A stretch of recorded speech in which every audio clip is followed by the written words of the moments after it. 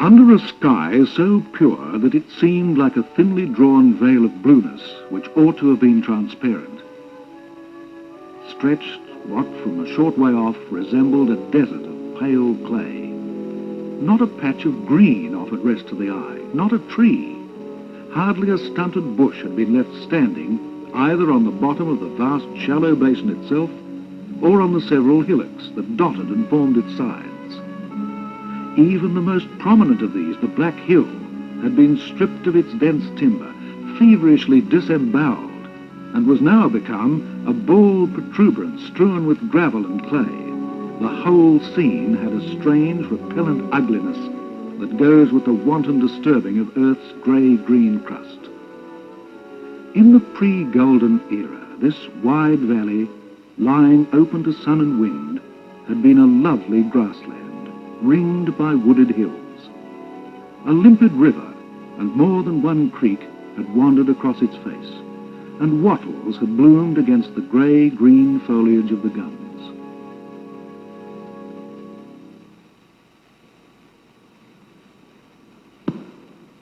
This novel is one of the greatest in our literature. The first part of it was set on the early settlement of Ballarat, actually on the mining fields themselves.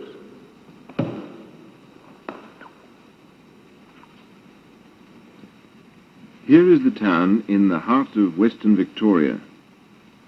Here is the limpid stream described by Henry Handel Richardson, the author of the novel. It is called the Yarrawee, but further south it goes by the name of the Lee River. Here are the circling hills, Black Hill, Brown Hill, Sovereign Hill, and the northern edge of Whitehorse Ridge. Over to the west is a plateau with Lake Wendouree. It was called Yule's Swamp in the 1840s. There was a sheep station there, and another away to the south at Buninyong. Bullock tracks linked the two and crossed the Yarrawee here. It was at what became known as Golden Point that the first gold was found in 1851. This is where Ballarat began. Soon, thousands of miners streamed to the diggings.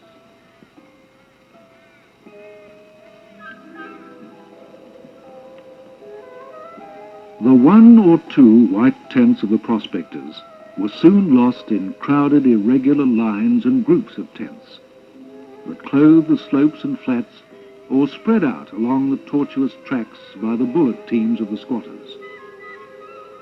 The banks of the Yarrawee were lined with tubs and cradles.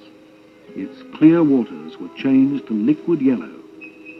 The axes of the diggers quickly made inroads upon the forest all round, and in a few weeks the green slopes changed their original condition to the appearance of a rudely made burial ground. All sorts came. The miners first, men of all nationalities. Some, like the Cornish, skilled in mining. Others, like the new chums, unused to hard manual work. All sorts of people.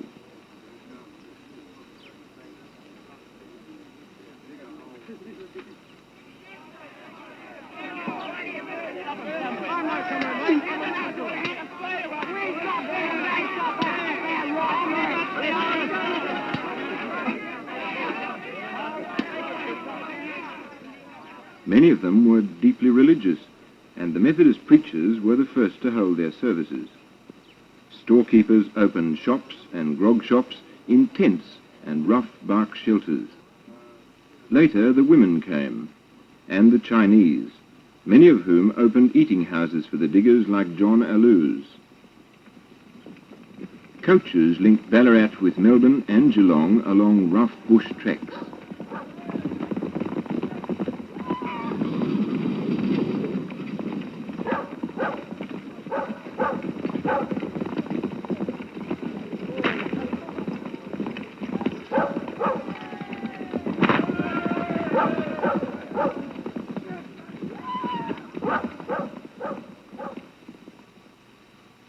This is probably the earliest map of Ballarat. Here's Main Street, along which that coach was rushing. the northern end of Main Street joins Bridge Street. This became the nucleus of Ballarat. Each of the dots is a shaft sunk by the diggers in their search for gold. They show how the diggers followed the old valleys under the basalt. With so many people of so many different sorts, law and order had to be established and maintained, and so the campsite was established up here on the plateau. There's still a camp street in Ballarat, and Lydiard Street was named after the Assistant Commissioner of the Goldfields.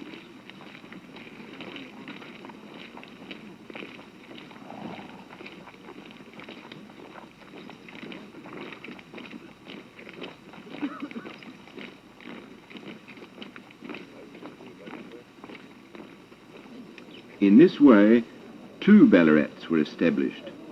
Ballarat West, on the plateau, around the Commissioner's camp, and Ballarat East, the miners' town, on the hills and valleys.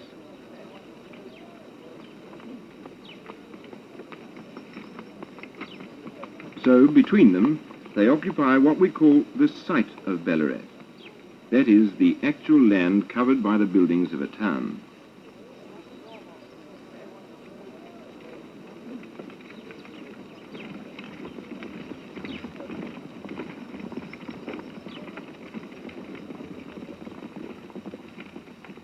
This model of the site of Ballarat exaggerates things a little, but will make things clearer. All cities or towns are located on a site which has some special feature explaining why men chose to settle there. Now the twisting, wayward streets of Ballarat East followed the miners' tents, here among the hills and gullies.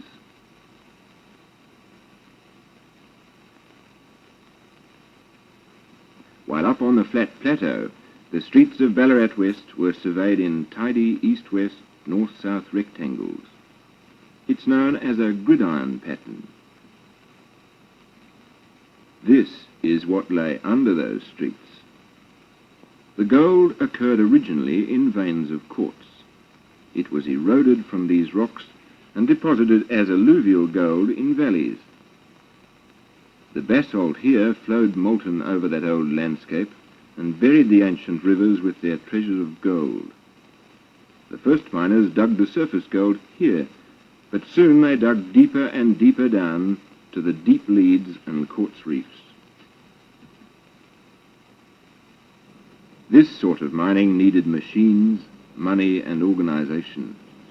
Great mines like the Band and Albion, with batteries to crush the quartz, were set up, and most of the miners became employees. Such mines too needed complicated machinery.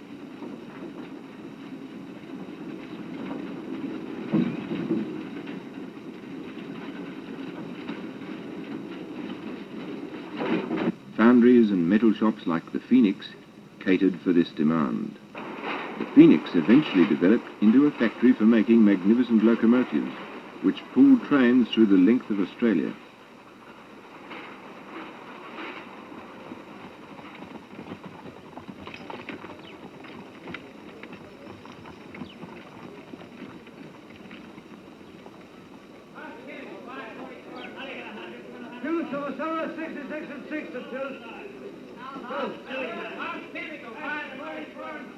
Money for these big enterprises was raised by selling stocks and shares, first on the famous corner, and then later in the mining exchange.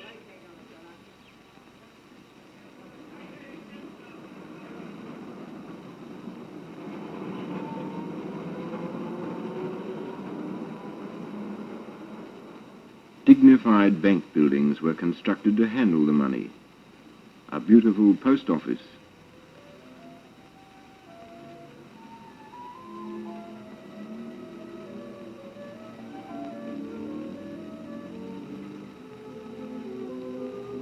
fine city hall, theatres, library, museum, as well as substantial houses, elegant shops, stylish churches, schools and hospitals, the serviceable gasworks, all indications from this time of the confidence of the people of Ballarat in their city.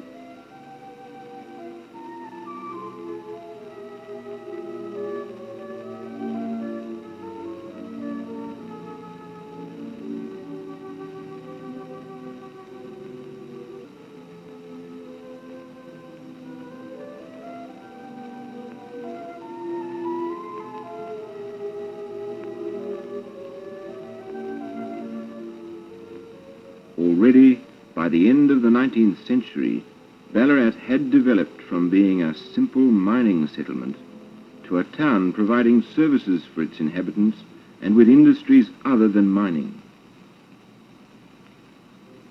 Meanwhile, over the river in Ballarat East, the rowdy, hard-working miners' town was settling down with similar equipment for living.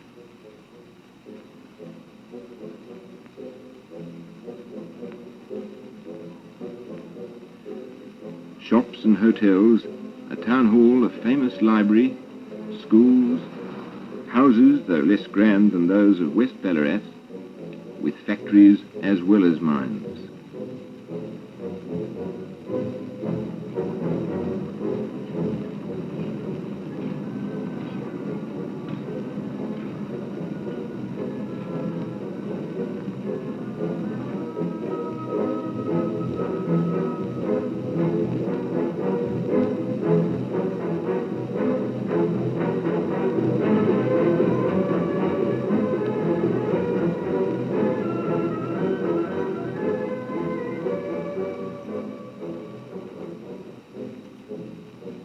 The two Ballarats grew so quickly and were established so well that a famous English novelist, Anthony Trollope, who visited them in 1872, was astonished by the vitality and the completeness with which all aspects of urban living were present.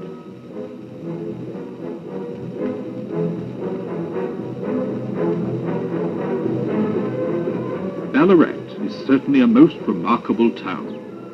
A town so well built, so well ordered, endowed with present advantages so great in the way of schools, hospitals, libraries, hotels, public gardens and the like, has sprung up so quickly with no internal advantages of its own, other than that of gold,